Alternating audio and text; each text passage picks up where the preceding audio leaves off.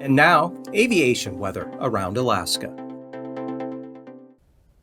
I'm National Weather Service meteorologist Peter Chan with your Alaska aviation weather outlook for Sunday into Monday.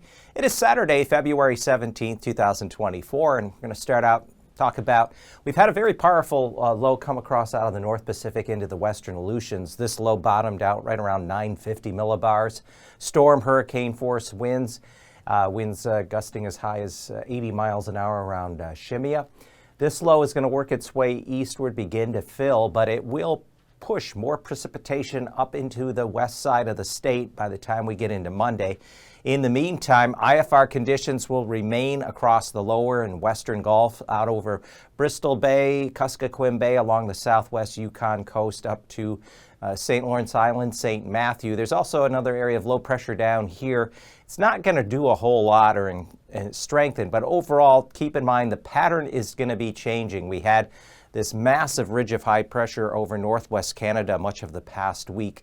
That feature is breaking down, slipping southeastward, and low pressure over the Bering will be the dominant feature here in the week ahead. And impulses, other waves of low pressure and moisture and fronts will be riding eastward.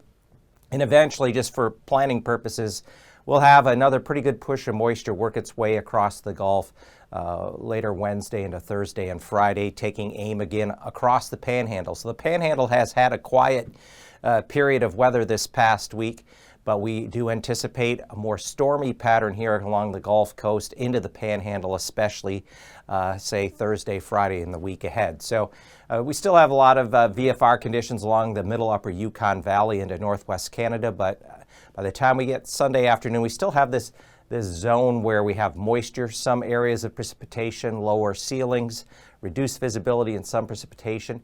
Western Gulf on up into areas of the southwest interior, lower Yukon Basin, and then out here over the northern Bering, especially back toward St. Lawrence.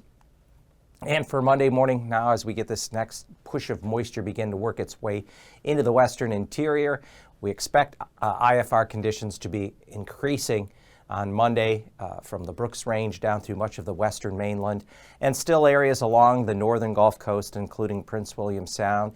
And finally, by Monday afternoon, we see IFR conditions along and south of the Brooks Range, along areas of the Gulf Coast, an area increasing here out over the North Pacific and on the Pacific side of the Alaska Peninsula, pushing into Kodiak Island. Pass conditions for Sunday for Anatuvik Pass, IFR to the north of there along the north slope, otherwise MVFR through the pass, VFR south of the south entrance toward the Yukon River. Same thing, Atigun Pass, IFR conditions as you fly north of the pass up into the north slope. Generally, Atigun Pass MVFR throughout the day Sunday, but as you fly south toward the Yukon River, VFR. Lake Clark, Merrill, Stockton with IFR conditions there along the lower western arm of the Alaska Range. Rainy Pass, also IFR on Sunday. Windy Pass will see MVFR conditions become IFR, especially as moisture comes up from the south. And Isabel Pass, MVFR also becoming IFR. As we go further east, Mentasta Pass should generally see VFR conditions hold throughout Sunday, but as you fly south of the south entrance into the Copper River Basin, you'll encounter MVFR and then even some IFR conditions. Tanita Pass, IFR early Sunday, giving way to MVFR conditions. And Portage Pass will generally see IFR conditions during the day on Sunday through a good portion, especially the eastern half of the pass into Prince William Sound. The west entrance generally just holding on to MVFR, which is very common. And then finally in the far north end of the Panhandle, Chilkoot and White will be in a zone of IFR conditions on Sunday. Freezing levels at the surface run out through the central Bering between St. Matthew and St. Paul, coming inland around Kuskokwim Bay and extending up on the west side of the Alaska Range into the southwest interior. And then as we cross along the northern Gulf and into the inner channels of the Panhandle. Freezing levels aloft, though, have begun to shrink back and not be as pronounced. The other day we had 8,000 plus foot freezing levels aloft because of that big high. That has broken down. Notice now we have 4,000 feet here just on the north and west side of the Alaska Range. And the Panhandle area, freezing levels still nudging upwards between 4,000 and 6,000 feet. But not as high as what they were here for the end of this past week.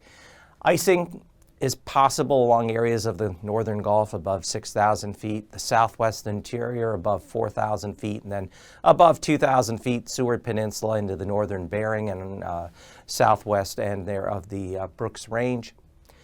Upper level jet stream pattern. Here's the ridge retreating, not as strong as what it was, but kind of more back here toward British Columbia into central Canada.